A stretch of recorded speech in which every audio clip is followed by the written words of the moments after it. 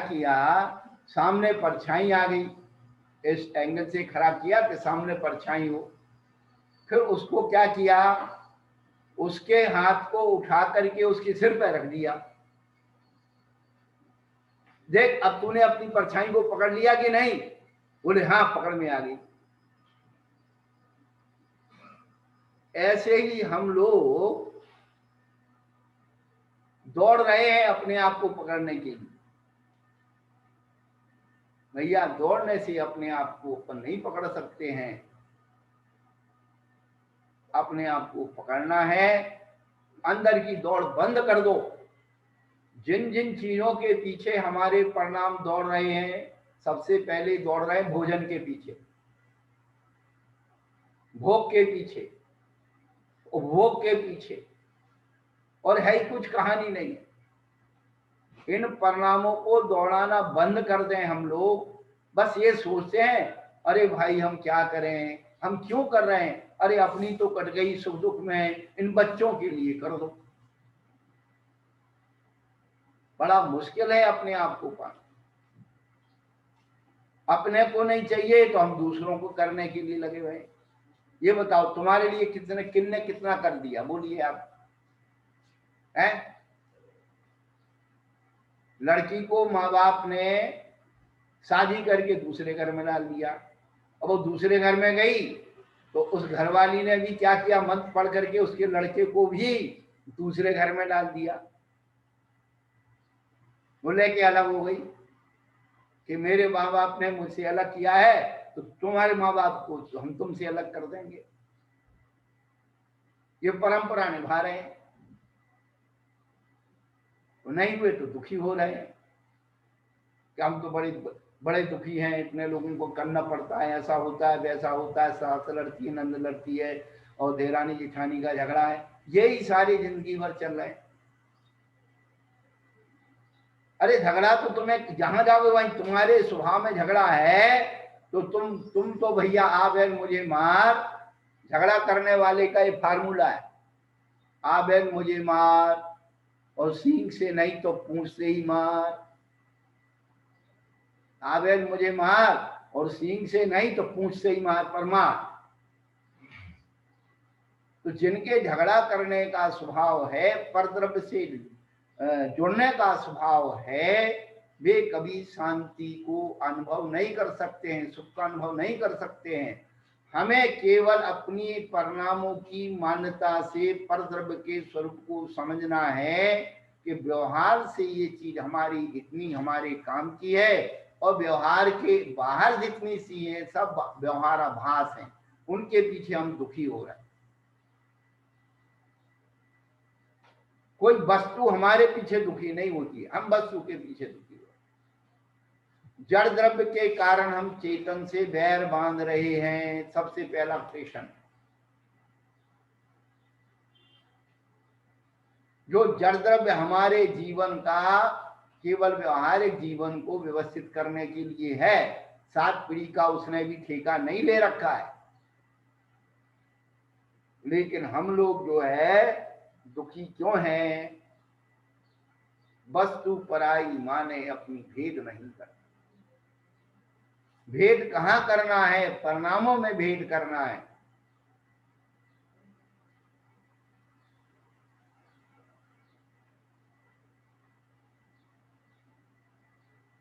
जैसे समय सारणी में दृष्टांत दिया कि एक व्यक्ति अपना चद्दर ओढ़ करके सो गया,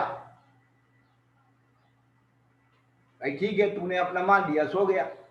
लेकिन दूसरा व्यक्ति आया, कहने लगा भैया यार ये भूल हो गई, ये चद्दर हमारा है और आप ओढ़ करके सो गए। भाई आपका है तो चिन्ह बताओ।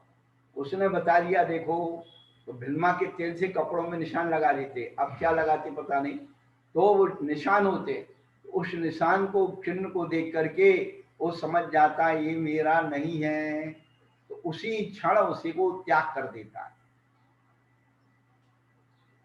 ऐसे ही हमारे परिणामों से जो जो वस्तु हमारी नहीं है, हमारी नहीं हो सकती है, न हमारी थी, उसको परिणामों से निकाल दो। क्या उसको घर से बाहर निकालने की बात नहीं कह रहे। घर से तो बाहर बहुत लोगों ने निकाल के फेंक दिया, घर से बहुत अलग हो गए, बहुत लोग दूर हो गए, फिर भी पूछते हैं उनके घर में क्या हो रहा है? जब तुम्हें किसी से मतलब नहीं तो दूसरे के घर की जानकारी से क्या मतलब है? उनके घर में आज क्या बना है, वो कहाँ जा रहे हैं? अरे तू पर का विकल्प क्यों कह रहा है? तू तो स्वतंत्र हो गया। जो पर का कचरा हम लोगों ने अपने दिमाग में डाल रखा, वो कचरे को निकालना, बस इतनी सी बात है। अध्यात्म ये समझाता है। द्रव्य संग्रह जो ग्रंथ है ये भी आध्यात्मिक ग्रंथ है। समय सारणी भी आध्यात्मिक ग्रंथ है। तो जो सवेरे नहीं सुन पाते हैं उन्हें दोपहर में कुछ नया सुना दो। तो मूल रूप से दो ही द्रव्य हैं, जीव और अजीव। जो जीव द्रव्य है तो जीव द्रव्य की अस्तित्वता क्या है, जीव क्यों कारण से जीव है, उसे जीव ही क्यों कहते हैं? उसके अंदर जीवत्व शक्ति है। जीवत्व शक्ति के कारण, जीवन शक्ति के कारण उसे जीव कहते हैं।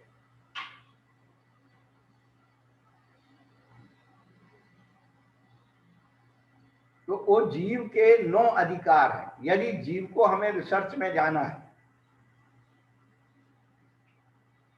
जीव की हमें खोज करनी है कि जीव के अंदर 9 प्रकार के पर्णमन चलते हैं, तो कुछ पर्णमन तो आज तक हमने प्राप्त किए ही नहीं, और किए भी तो उल्टे किए।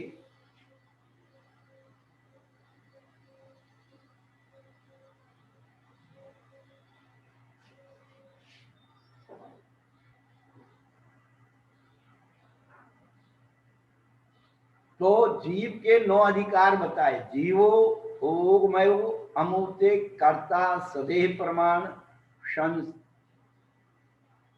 भोक्ता संसारित सिद्ध और ऊर्ध्वगमन। इन 9 अधिकारों का विश्लेषण चल रहा है। तो जीव को जीव क्यों कहते हैं कि काले चरूपाणा, 3 काल में जिसके 4 प्राण हैं, इंद्री बल आयु और सांचोस्वाद, वह व्यवहार नय से जीव है।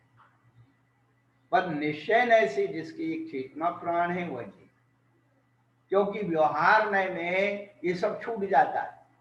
इंद्री बल आयु, इधर ये शरीर नहीं छूट गया, दूसरे में गया तो दूसरा मिल गया, तीसरे में गया तीसरा मिल गया। एक इंद्री के 4 प्राण, 2 इंद्री के 6, 3 इंद्री के 7, 4 इंद्री के 8, 5 इंद्री के 10।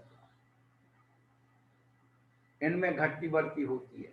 लेकिन जो निश्चय चेतना प्राण है,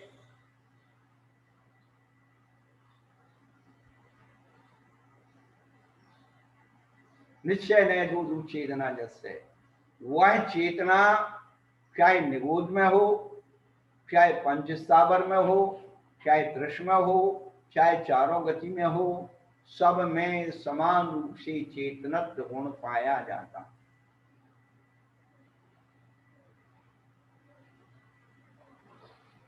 पर वो अनुभव में क्यों नहीं आता? चेतनत्व है, अनुभव में क्यों नहीं आता? तो आचार्य कहते हैं भाई वो आवरण से ढका हुआ है। जैसे एक चिंगारी जो है राख से ढक जाती है तो उसको उसका आभास नहीं होता, ऐसे हमारी आत्मा के चैतन्य गुणों पर कर्मों का साम्राज्य पड़ा हुआ है, इसलिए वह चेतन हमें आभास में नहीं आता। लेकिन जिस दिन हमारे श्रद्धान में जागृत हो जाए कि मेरे अंदर एक चेतनत्व गुण है और ये कर्मों से ढका हुआ है, तो हम क्या करेंगे? कर्मों को हटाएंगे। करना ही ये काम है, कर्मों को हटाएंगे तो चेतनत्व गुण का आविर्भाव हो जाएगा। पल पहले हमारे श्रद्धान में तो आए कि हम ये हैं, व्यवहार में से भी अभी हम श्रद्धान में नहीं आ पा रहे, व्यवहाराभास से हम लोग जी रहे, निश्चय में भी हम श्रद्धान में नहीं आ रहे, निश्चयाभास में चले।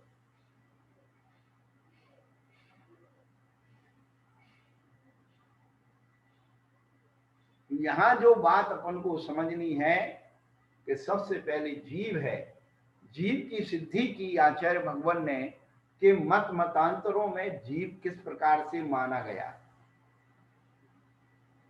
आज वैज्ञानिक लोग भी जीव के स्थायित्व रूप से जीव को मानते नहीं, पर जीव नहीं है तो फिर भैया उत्पन्न कौन हो रहा है, मर कौन रहा है, ये छोटे छोटे बालकों में इतनी प्रतिभा कहाँ से आ रही है, ये आविष्कार कौन कर रहा है, ये सब उसका उपयोग, वो ज्ञान।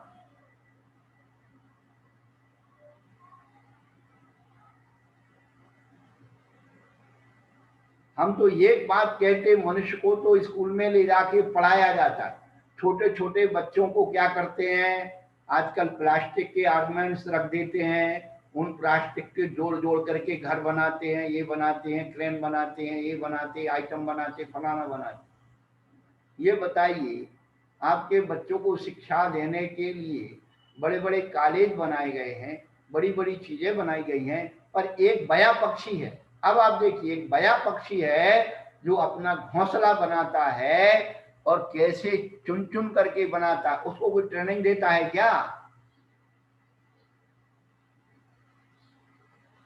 बया पक्षी अपने घोंसले को वास्तु शास्त्र के नियम के अनुसार बनाता है,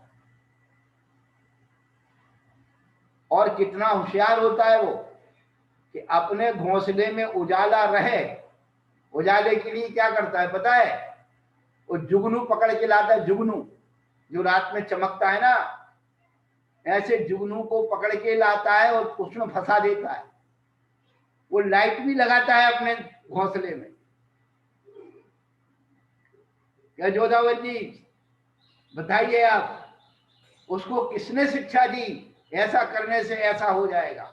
ये सब पूर्व प्रयोग हैं, ये पूर्व संस्कार हैं।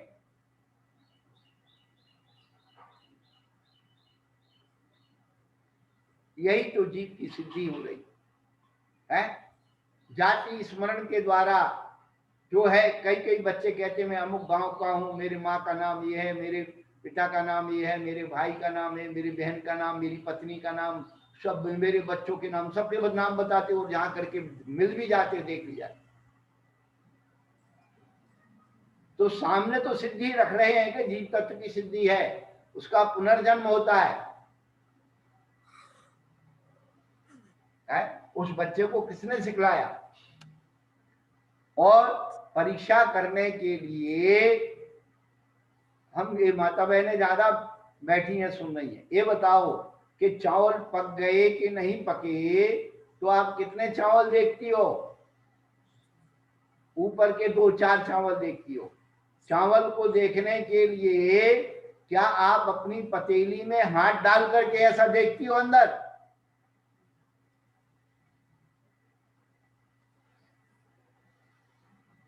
क्या ऊपर के पक गए, नीचे के तो नहीं रह गए कच्चे? अरे ऊपर के पक गए तो नीचे के भी पक गए। तो एक एक जगह कोई चीज की सिद्धि हो गई, अब उसको बार बार बार बार करोगे तो भटकन के सिवाय कुछ नहीं है। तो जीव तत्व की हमने यथार्थ सिद्धि कर ली, जीव तत्व के, जीव द्रव्य के स्वरूप को अच्छी तरह से समझ लिया, फिर और कुछ समझना बाकी नहीं है।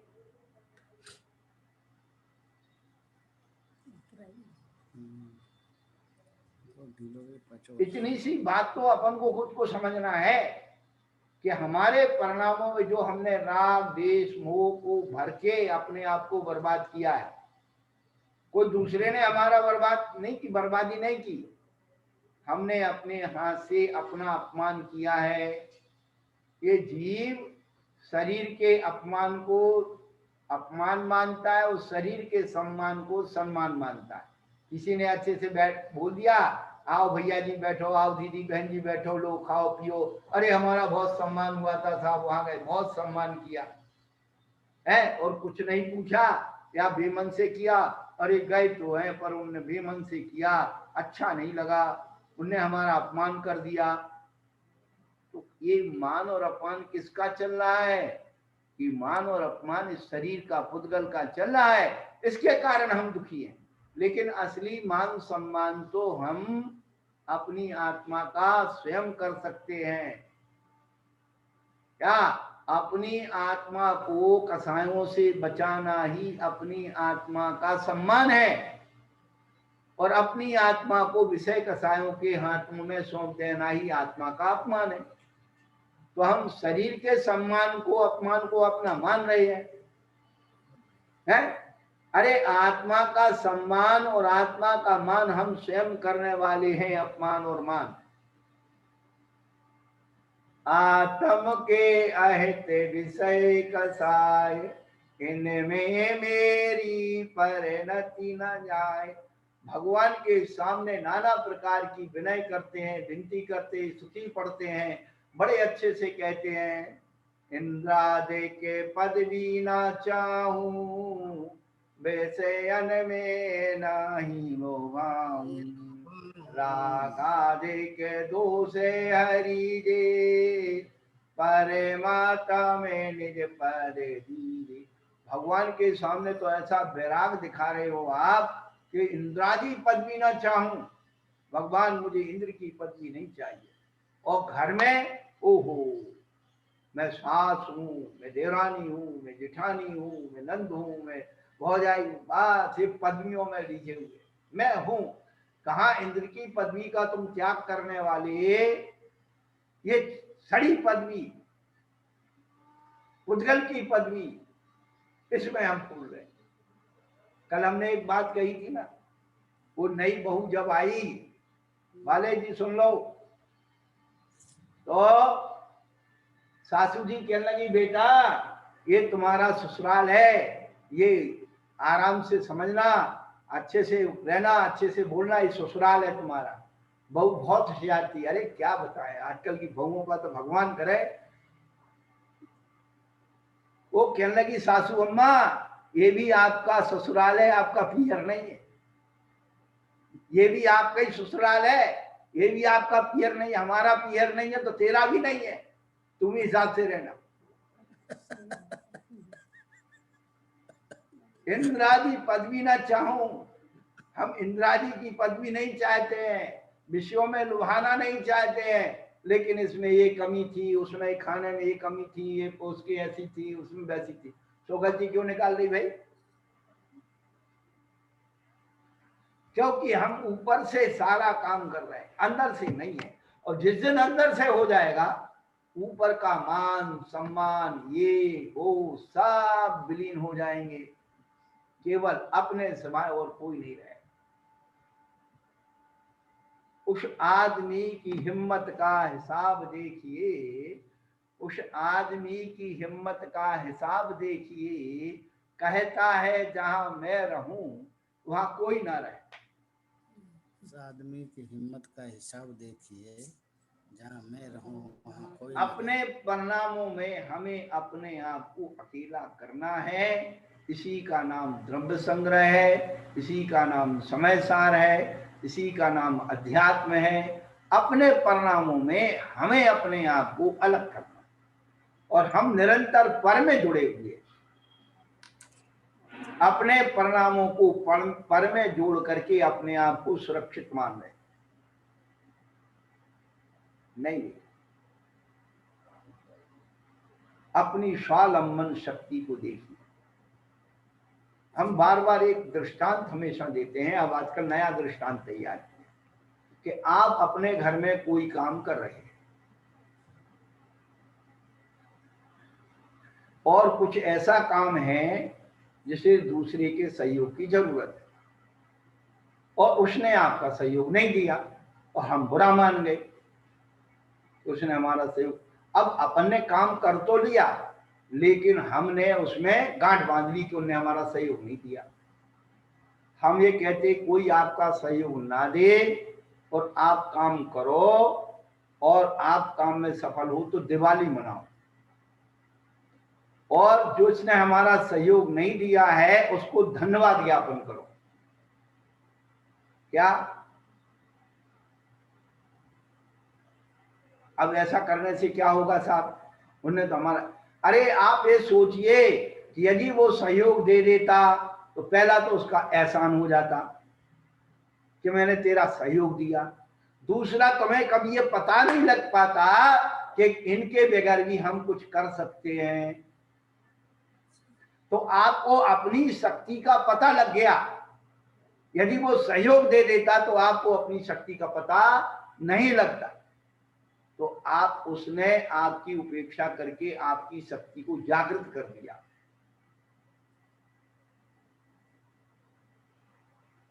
आजकल की बहुएं बड़ी होशियार हो गई। ये नई नई बहू आई, वो व्यवहारिक परंपरा होने के बाद सासू ने बहू को कुछ काम बताया तो बहू कहने लगी, अम्मा जी जब तक आप हो तब तो आप कर लो, उसके बाद तो हम ही को करना है। जब तक आप हो तब तक आप कर लो, उसके बाद तो आपके बाद तो हम ही को करना है। बड़ी विचित्र स्थितियां इस संसार की हो रही। हमें अपनी शक्ति का एहसास जिस दिन हो जाए, यही विज्ञान, यही साइंस, यही भेद विज्ञान है। जिस विज्ञान को अपन जान रहे हैं, यूजलेस को यूजफुल बनाने का नाम साइंस है, विज्ञान है। जो हमारी ऊर्जा विषय कषायों में यूजलेस हो रही है उसको वहां से हटा करके यूजफुल में कन्वर्ट कर देना है। इसके अलावा कुछ करना ही नहीं। अपने योग और उपयोग को संभाल लो।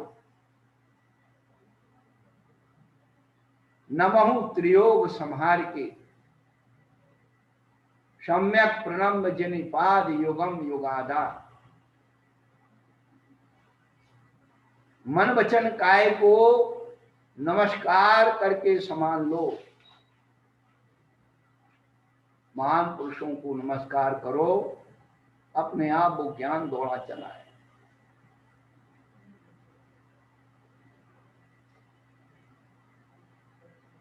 कहने का अभिप्राय है कि अभी अपन जो सुन रहे हैं, कहीं बाहर नहीं जाना। अपने परिणामों में जो चलता है सीरियल, राग द्वेष मोह का, भेदभाव का, उसको डिलीट करना है उपयोग से। जो दुनिया भर की फाइलें बना रखी ना अपन ने कंप्यूटर में, अब फाइल के ऊपर फाइल खोलते जाते, फाइल वो हैंग हो जाता। यही होता है ना भैया, हमें पता नहीं है कैसे होता है।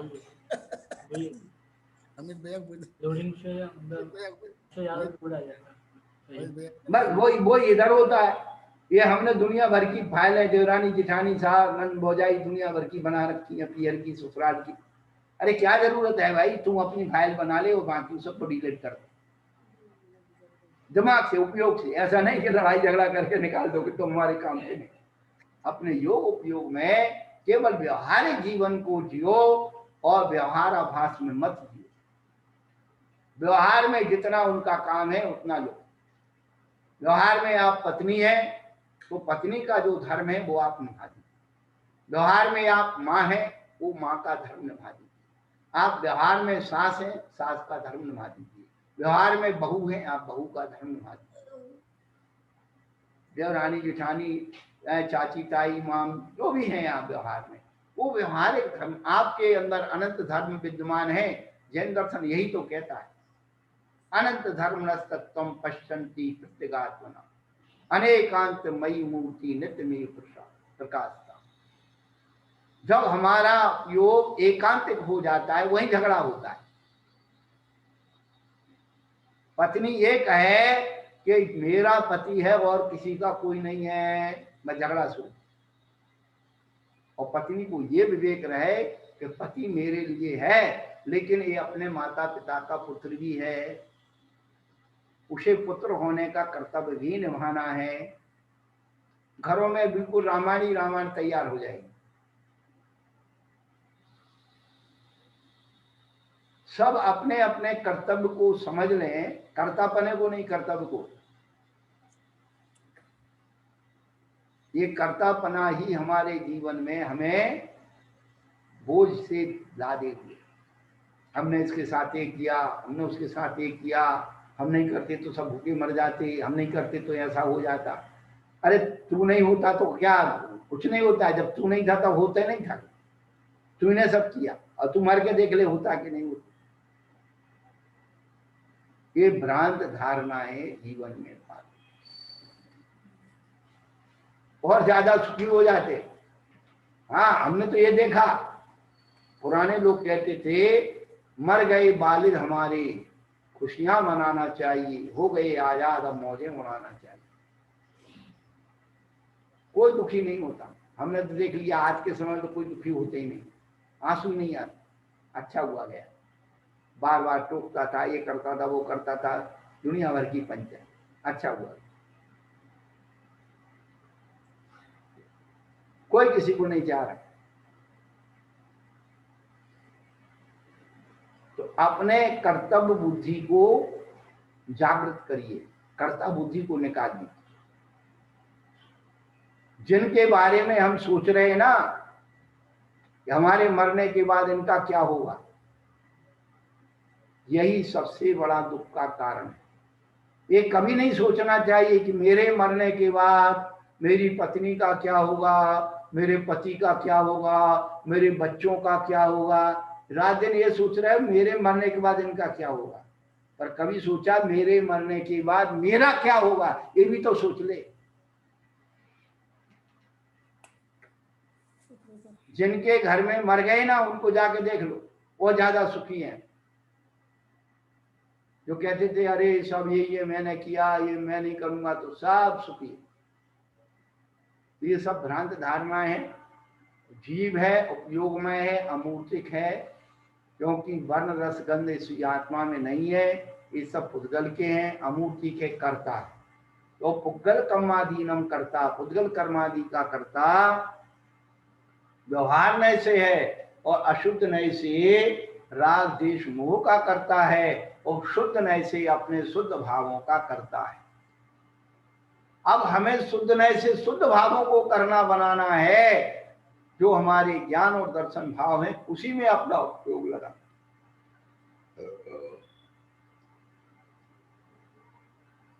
हम पुद्गल कर्मों के कर्ता बने हुए हैं, इसीलिए दुख उठाते हैं।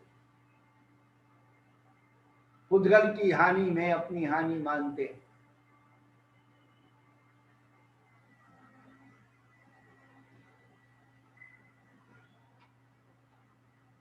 अमूर्ति कर्ता सदैव प्रमाण।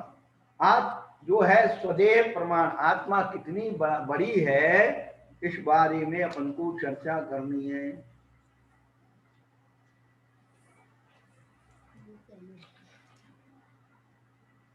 नहीं, पहले कर्ता हो गया, कर्ता के बाद भोक्ता। उस क्रम में जो है छंद के हिसाब से बनाया है, लेकिन जो करेगा वो ही भरेगा, जो जैसा करेगा वैसा फल पाएगा। तो कर्ता के बाद यहाँ पर क्रम में भोक्ता अधिकार दिया है, तो जो कर रहा है वो ही भोग रहा है।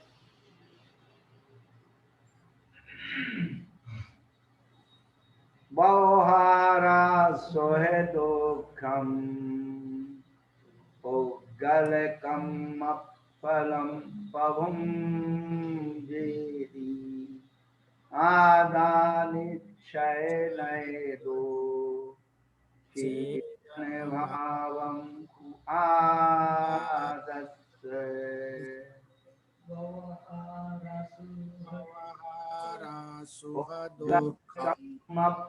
पुद्गलकम फलम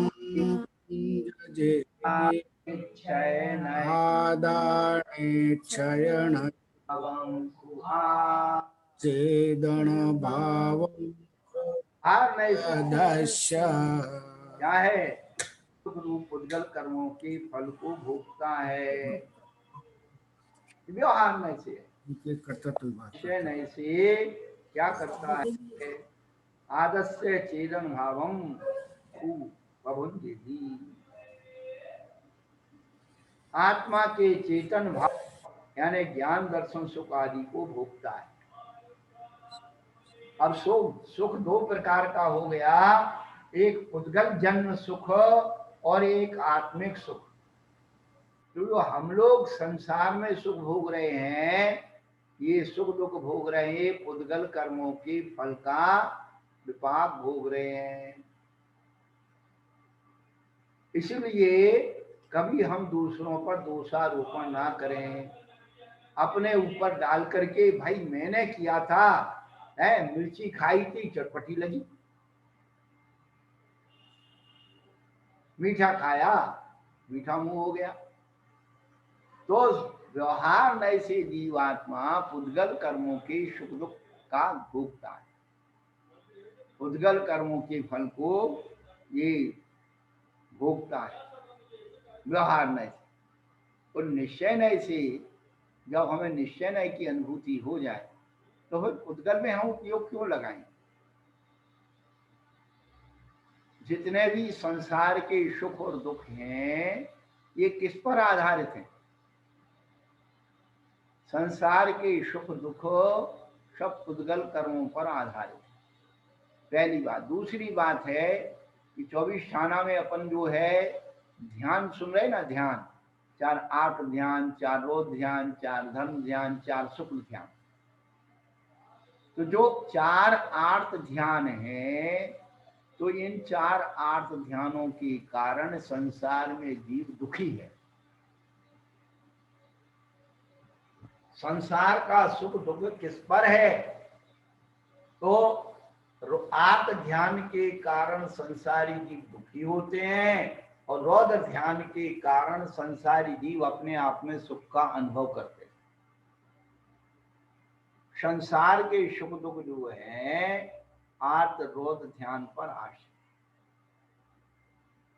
उनके नाम क्या है? आर्त ध्यान के इष्ट वियोग, अनिष्ट संयोग, पीड़ा चिंतन निदान बंध। इष्ट का वियोग हो गया, जो हमारे पंचेंद्रियों को भोगने में सहायक होते थे, पंचेंद्रिय विषयों के भोगने की सामग्री थी, उसका वियोग हो गया, हम दुखी हो गए। और वियोग नहीं हुआ तो जो पंचेंद्रियों की सामग्री को भोगने में बाधक बन रहा है वो अनिष्ट संयोग हो गया। जिसको हम नहीं चाहते और वो ही आ जाए वो अनिष्ट संयोग कहलाता है, और जिसको हम चाहते हैं वो उसका वियोग हो जाए तो इष्ट का वियोग कहलाता है। तो आज तक हम लोग क्या चाहते और क्या नहीं चाहते? तो ये नहीं चाहते हैं कि कोई हमारे पंचेंद्रियों के विषयों में बाधक बने। कसाय किसे कहते हैं? कसाय किसे कहते हैं? जो अपने से और अपनों से दूर ले जाती उसका नाम कसाय। अपने से और अपनों से दूर ले जाती उसका नाम कसाय। आजकल ये मोबाइल है ना, मोबाइल जैसे ही घंटी, आप बैठे हो सबके साथ, जैसे ही घंटी बजी और नंबर देखा सो ही आप बाहर।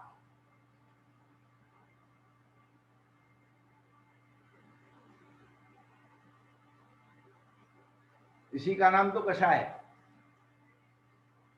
वो आपको भी उठा के ले गई और अपनों के बीच से उठा के ले गई।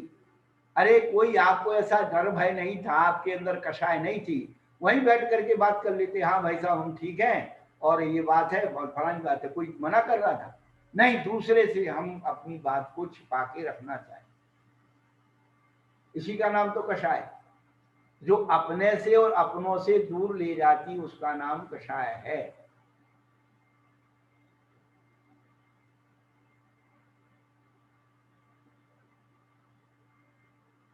तो इष्ट का वियोग और अनिष्ट का सहयोग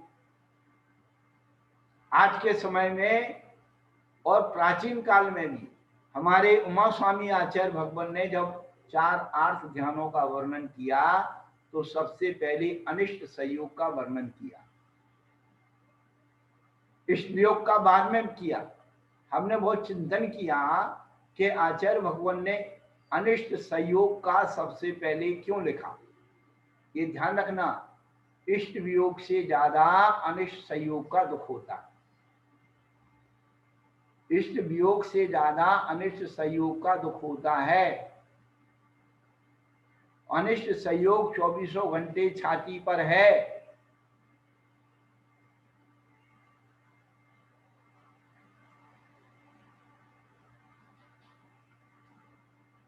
एक बहू विधवा हो जाए और एक बेटी विधवा हो जाए। बेटी विधवा होने का दुख तो होता है, लेकिन भैया वो तो पराये घर की है। और बहू तो जो है बिल्कुल छाती पे 24 घंटे बैठी हुई है।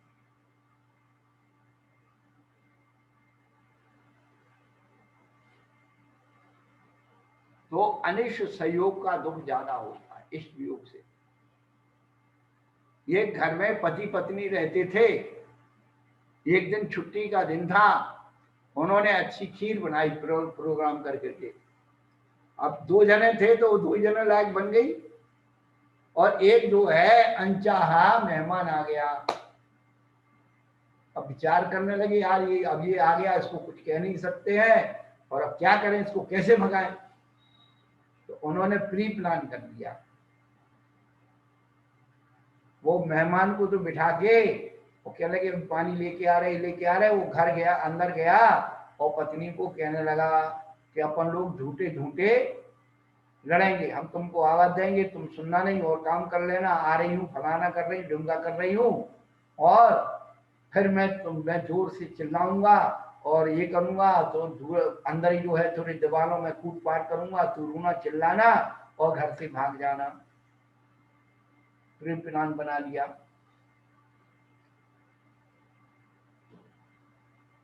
बस बाहर आए, बैठे और सब हाल चाल पूछा, और फिर कहा उसको पत्नी को, फलानी चीज लाओ, ढंग की चीज लाओ, आ रही हूँ, कर रही हूँ। बस टालम टूट करती रही, और 1-2 बार 3 बार आवाज लगाई, नहीं सुनी। अब आदमी गुस्सा में उठ करके प्री प्लान से अंदर गया, तू ऐसी है वैसी है, 10-5 गाली दी, इधर मारा, कबाड़ से टकराया। ओ मर गई मर गई मर गई, औरत वो चिल्ला रही है, झूठा झूठा करके घर से बाहर निकल गई। तेरा घर तू जान, और मैं तो चली, मैं मरने जा रही हूँ, ये करने हुए कर रही, तुम ऐसे ही करते रहे तो फलाना ढुमका। अब वो आदमी भी औरत के पीछे दौड़ गया। अब अपने प्री प्लान से बहुत आगे चले गए। अब उनने देखा कि मेहमान तो जो है, सोचा कि वो तो भाग गया होगा, कि वो तो यार पति पत्नी में झगड़ा हो गया और अपन तो चल दो, कहाँ फंस गए यार, ऐसे आए थे अपन तो उसके लिए। अब वो उस मेहमान भी हमारे जैसा कोई चतुर होगा, अरे यार भूख लगी है और भोजन के टाइम पर कुछ ना कुछ ने रसोई में बनाया होगा। जा करके देखा, खीर बन रखी थी अच्छी। अब बढ़िया खीर खाई और बर्तन ढक के रख दिया, और क्या किया, पलंग के नीचे जगह थी, वहां आके लेट गया, सो गया। किवाड़ को अटका दिया और पलंग के नीचे सो गया। अब घंटे बाद वो दोनों पति पत्नी दूर से देखा, यार किवाड़ तो अटके हैं, जरूर अपना मेहमान चला गया होगा। अब घर में प्रवेश हुआ तो देखा सब जगह कहीं दिखा नहीं। अब वो अपनी बात कहने लगे, क्या क्या बढ़िया रहा अपना प्रोग्राम, कितनी बढ़िया प्लानिंग थी, देखो हमने तुमको गाली दी, तुमने बुरा तो नहीं माना, हम तो वैसी वैसी दे रहे थे उसको भगाने के लिए है, और हमने तुमको वैसे। तो वो भी कहने लगी, हम तो वैसे वैसे रो रहे थे। तो मेहमान भी कहने लगा, भैया हम भी वैसे ही वैसे गए हैं, सही में नहीं गए, हम भी नीचे।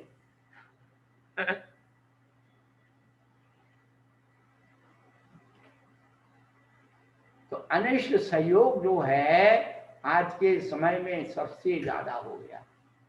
पहले तो घरों में मेहमान आते थे, महिलाओं के चेहरे खिल जाते थे, अरे भैया बहुत दिन बाद आए, अच्छी खातिरी होती थी। अब तो ऐसा लगता है कि भैया कहाँ फंस गए, अब ये आ गए, अब इनको बना के खिलाओ। बड़ी विचित्र स्थितियां हो गई हैं संसार। हम तो ये चिंतन करते हैं, जगह जगह घूम रहे हैं, कि एक पत्नी अपने पति को, अपने बच्चों को भोजन बना के खिलाने में राजी नहीं। होटल से ले आओ, उधर चलो, घूमने चलो, बनाने नहीं पड़े। तो जो अपने पति को बनाने के खिलाने में राजी नहीं है, हमारे जैसे नंगे बाबा को कोई खिलाने में राजी नहीं हो, तो कौन सा आश्चर्य। अपने सास ससुर को नहीं खिलाए तो कौन सास है? जो अपने पति को नहीं खिला सकती, अपने बच्चों को नहीं खिला सकती, बहुत ठंडे दिमाग से सोचना।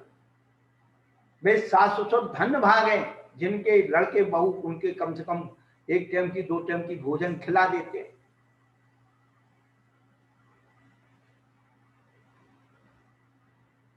वो हम भाग्यशाली समझते हो।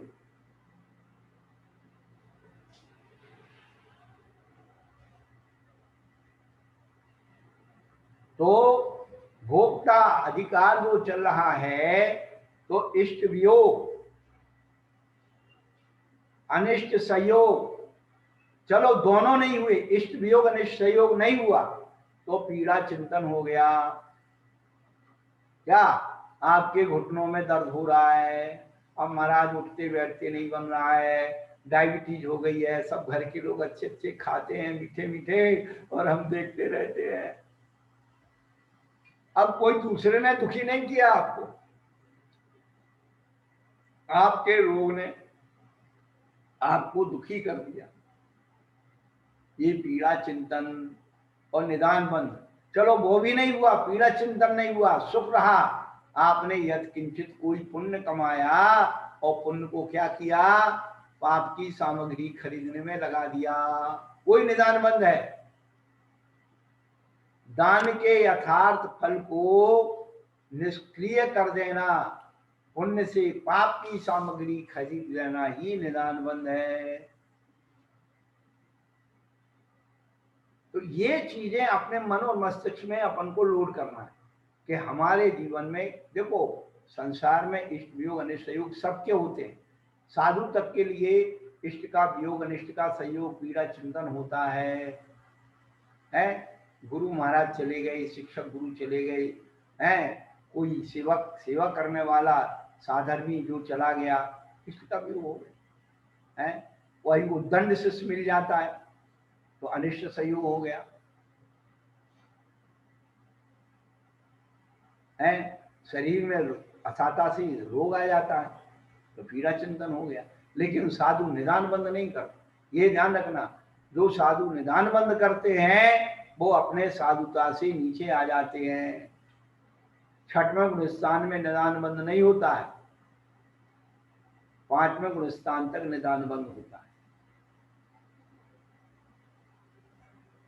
तो ये जो है, हम सुख दुख कर्मों के भोक्ता है, तो दुखी किस कारण से है? आर्त ध्यान के कारण। अब जिन जिन कारणों से आर्त ध्यान होता है उन कारणों को अपने अंदर समझा लो, कल्याण हो गए।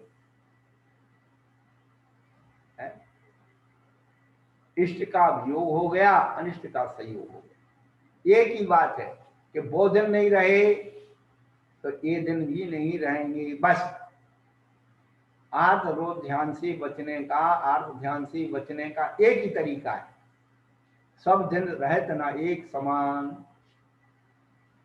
कि वो दिन नहीं रहे तो जो आज हैं वे भी नहीं रहेंगे।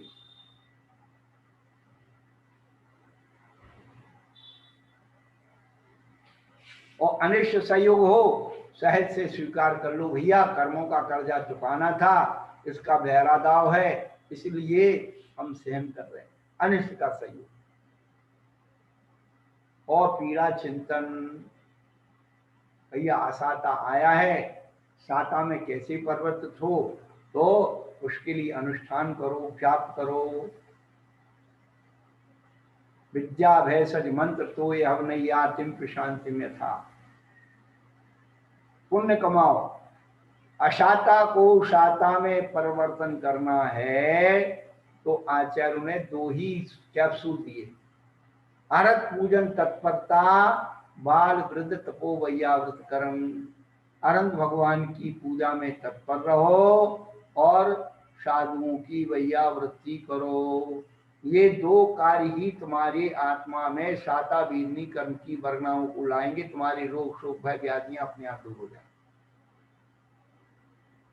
हम करना कुछ नहीं चाहते, अभक्ष दवाइयां खा लेंगे, अबंधनों को बंद कर लेंगे, उसके हाथ जोड़ लेंगे, पैसा खर्च कर देंगे, समय लगा देंगे, डॉक्टर अपॉइंटमेंट ले लेंगे, उसकी फीस चुकाएंगे, हाथ जोड़ेंगे, लेकिन छाता बेचने के लिए, कमाने के लिए समय नहीं है कि हम भगवान की आधा घंटे बैठ करके अहोभाव से पूजन करें, गुरु लोगों के प्रवचन सुन लें, गुरु लोगों को दान कुछ दे दें। किसको फुर्सत?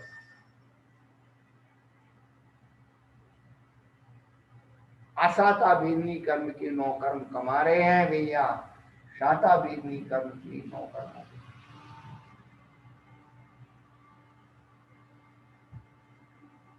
और रौद्र ध्यान के कारण जीव अपने आप को सुखी महसूस करता है।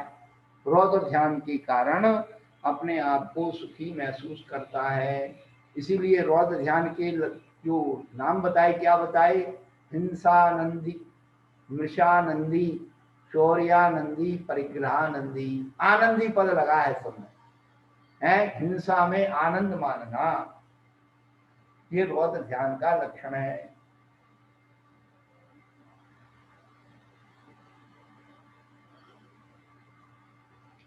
हिंसा में आनंद कैसे मानते हैं? तो जो सप्त व्यसन है ये सब हिंसानंदी रौद्र ध्यान के लक्षण है। सप्त व्यसन का सेवन ये रौद्र ध्यान है, उसमें आनंद मान रहा है। क्या? जुआ खेलने में आनंद मान रहा है। जुआ खेलना, मांस मद वेश्या विषम शिकार, चोरी पर रमणी रमण, ये सप्त व्यसन निर्वाण। तो ये जीव किसमें? संसार के सुख में आनंद मान रहा है, इंद्रिय विषयों को आनंद मान रहा है। तो ये सब क्या है? रौद्र ध्यान है। 4 युवतियां थी, अच्छे अच्छे बड़े बड़े घर की, शेठ साहूकारों की लड़कियां थी, और शाम को बगीचे में टहल रही थी। और इत्तेफाक से राजा भी अपने मंत्री परिषद के साथ बगीचे में आया हुआ। पर लड़कियों को नहीं मालूम कि हमारे पीछे कोई हमारी बातें सुन रहा है। तो चारों लड़कियां जो कुंवारी थी आपस में बात कर रही थी कि सुख कहाँ है। पहली लड़की कहने लगी, असली सुख तो शराब पीने में है।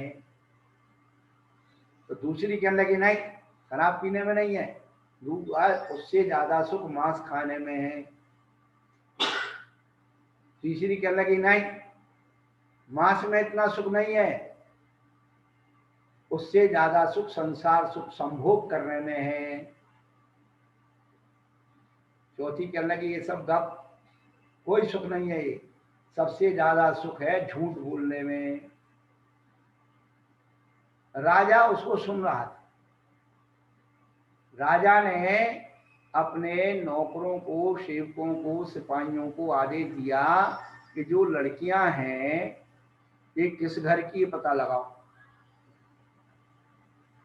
तो बच्चियां जब लौटी घर को तो उनके पीछे गुप्तचर आ गए और उन्हें निशान लगा दिए कि इस घर की लड़कियां हैं। अब सुबह जो है राज दरबार में उनको बुलाया गया, उनके घर सिपाही गए, भाई तुम्हारी वो लड़कियां थी, उनको राजा ने बुलाया। अब घर के लोग घबरा गए कि भाई राजा ने हमारी लड़कियों को क्यों बुलाया। पर भाई राजा है, चलो भाई। तो चारों लड़कियां जब वहां पहुंची तो राजा ने पूछा, बेटा तुम इतने भले घर की लड़कियां हो, तुम शराब पीती नहीं हो, तो तुम्हें कैसे मालूम है कि शराब में सबसे ज्यादा सुख? तो लड़की कहने लगी, राजन, हमारे एक पड़ोसी लड़का है, रोज शराब पी के आता है, रोज पीता है और कहता है कल से नहीं पीऊं, कल से नहीं पीऊं, कल से नहीं पीऊं, और कान पकड़ लेता है और दूसरे दिन होता है फिर शराब पी करके आ जाता है। इतना पिटता है, कुटता है। यदि शराब में सुख नहीं होता तो वो क्यों पीता? इसका मतलब शराब में सुख है, इसलिए वो पीता है। इतना हाथ पांव टूट जाते हैं, लोग मारते हैं, गाली देते, फिर भी वो पीता है। उसकी बात में कोई दम दिखा। चलो, राजा ने कहा भाई ठीक है, दूसरी बच्ची से पूछा, बेटा तुम तो शाकाहारी लोग हो, मांस कभी खाया नहीं, देख खाया तो बहुत की बात, देखा भी नहीं, तुम कैसे कहती हो कि मांस खाने में सुख? तब वो कहती है कि जो है सबसे पहले मांस जो है आदमी खा लेता है और हड्डी चूस के फेंक देता है, उसके बाद कुत्ता उसको चूसता है हड्डी को, और उसको भी चूस के कुत्ता भी छोड़ देता है। उसके बाद क्या होता है, छोटी छोटी लाल कीड़ियां उस हड्डी पर आ जाती हैं, तो आदमी उसका सुख लेता है, उसके बाद कुत्ता उसका सुख लेता है, उसके बाद उस चींटियां सुख लेती हैं। 3 पीढ़ी का सुख है मांस में। उसकी बात समझ में आई। तीसरी बच्ची से पूछा कि बेटा तुम अभी कुंवारी हो, तुम्हें कैसे मालूम है कि संभोग में सुख होता है? उसने बताया, उस जमाने का परवाने वजन तो था नहीं, वो बड़ी बेटी थी, कहने लगी कि जब जो है मैंने होश संभाला, मेरी माँ गर्भवती थी, और जब प्रसूति का समय आया बहुत चिल्लाई, बहुत रोई कि अब प्राण निकले भगवान, अब बचाओ, इस बार छुट्टी मिल जाए, अब ऐसा नहीं करेंगे, वैसा नहीं करेंगे, यूं नहीं होगा, यूं नहीं होगा। कान पकड़ रही थी, भगवान को याद कर रही थी। और जैसे ही प्रसूति हो गई, थोड़े दिन रही, फिर उसने वही गर्भ धारण कर लिया। तो यदि संभोग में सुख नहीं होता तो वो छोड़ देती, उस इतना दुख देखने के बाद भी उसी कर्म में रत हो गई, तो उसका मतलब है संभोग में सुख। फिर तीसरा, चौथे का नंबर आया कि तुमने कहा था कि भाई झूठ बोलने का सुख है, तो बताओ कैसे है? उसने कहा भाई ऐसे नहीं बता, आपको इतनी तो जगह देना पड़ेगी, इतने रुपये देना पड़ेंगे, इतना धन खर्च करना पड़ेगा, हम एक विशाल मंदिर बनवाएंगे। राजा था, उसने सब शर्तें पूरी कर दी, बहुत मंदिर बन गया, सब कुछ अच्छा हो गया। जब पैसे मांगा तो समय भी हो, बहुत सुंदर मंदिर बनाया उसने।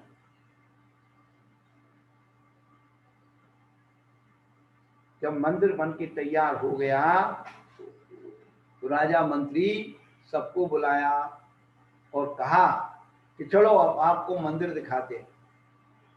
तो मंदिर के दरवाजे पर जब पहुंच गए तो उसने कहा कि देखो भाई, मंदिर बन के तैयार है और अंदर वेदी में साक्षात भगवान विराजमान है, साक्षात।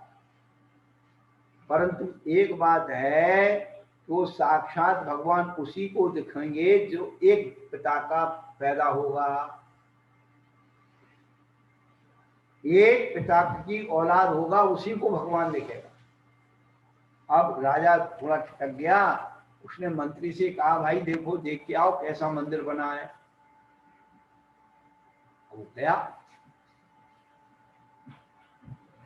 अब एक वेदी गया, दो माने एक एक माने वो हिस्से थे, एक हिस्सा दूसरा था, चौथे हिस्से में जाकर के वेदी थी।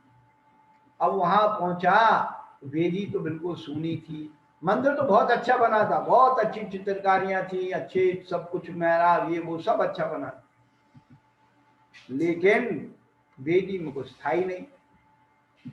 अब ये कह दें कि वहां कुछ नहीं है तो ये लोग कहेंगे कि तू एक बाप का पैदा नहीं है।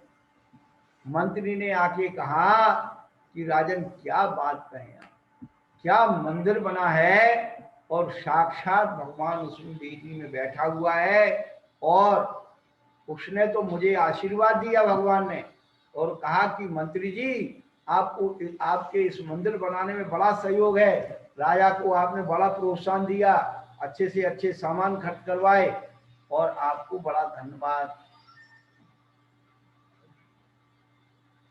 पर एक को भेजा, पर दूसरे को भेजा, भाई जा देख के आओ। अब वो भी देख रहा है यहाँ कुछ नहीं है। अब उसको वही बात, तो उसने अभी कहा भगवान ने ऐसी सुंदर भगवान है और ऐसा फलाना है, ऐसा वैभव है फलाना, तमाम अच्छी अच्छी बातें बताई, वो भी लौट आया। अब राजा ने सोचा ये दोनों जो है अच्छा सब देख के आ रहे, चलो अपन चलते हैं। वो भी देख करके रह गया, अरे इधर तो कुछ है नहीं। और राजा कहने लगा कि यदि अपन ने ऐसे कह दिया कुछ नहीं है तो फिर अपनी तो नाक कट जाएगी। उसने भी बड़े बढ़ चढ़ करके, क्या भगवान, और हमको तो ऐसा आशीर्वाद दे दिया कि अब तुम्हारा राज्य 7 पीढ़ियों तक नष्ट नहीं होगा, फलाना नहीं ढिमका नहीं, तमाम अच्छी अच्छी बातें बताना शुरू कर दी। अब लड़की का नंबर आया, कहने लगे राजन यही झूठ बोलने का सुख है, वहां कोई भगवान भगवान कुछ नहीं है।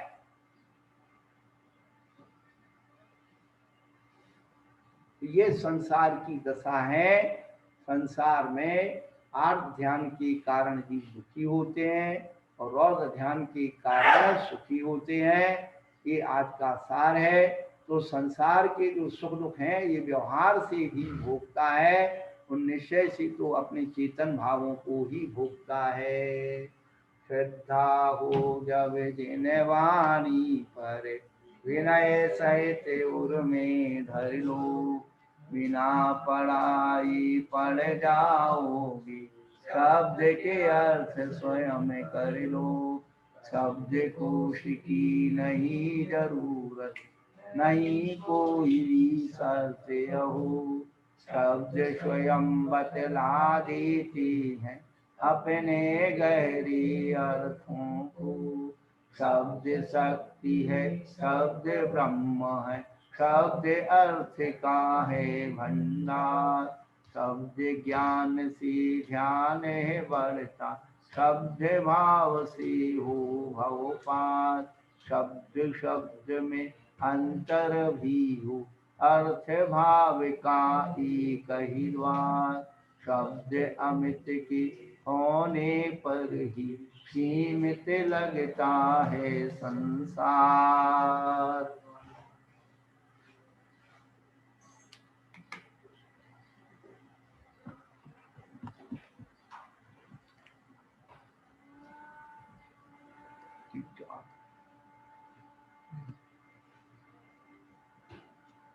चौबीस थाना और कातन रूपमाला की क्लास प्रज्ञा सुमन जूम चैनल के माध्यम से चलेगी। वो आपकी लिंक आपके मोबाइल तक पहुंचा दी गई, जिसको भी जुड़ना है और जो भी पढ़ना चाहते हो, जिसको भी जोड़ना चाहते हो उन तक लिंक पहुंचा दीजिए।